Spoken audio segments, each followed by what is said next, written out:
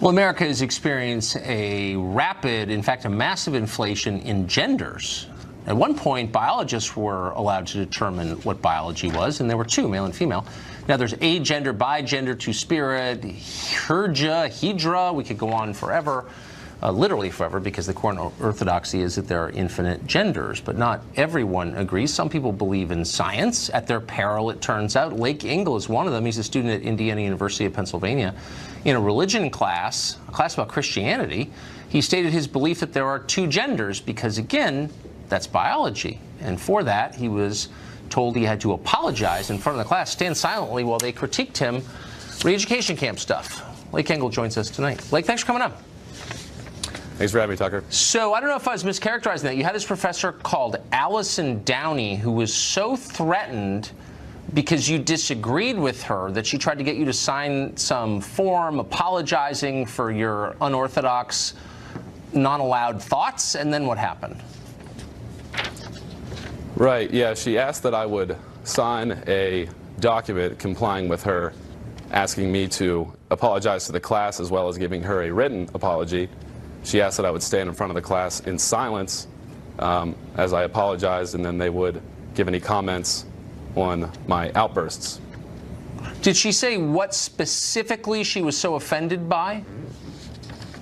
She didn't like the fact that I disagreed with the subject being pushed in class being more than one gender, male privilege, systemic sexism, and mansplaining. Is mansplaining a measurable thing? I mean, is it a like species of social science studying mansplaining? What is mansplaining anyway? Do you know? Did you learn? I'm not sure. I think it's any time a man speaks, really. Huh. And so no, it isn't measurable.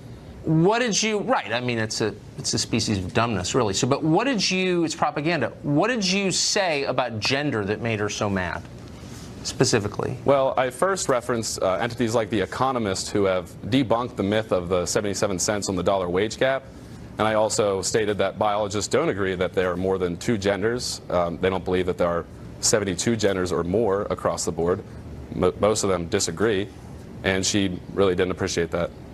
So by citing the longstanding view of biologists, the hard scientists, Allison Downey, who supposedly, you say she's a professor, tried to get you to stand in front of the class and take abuse. Did you do that?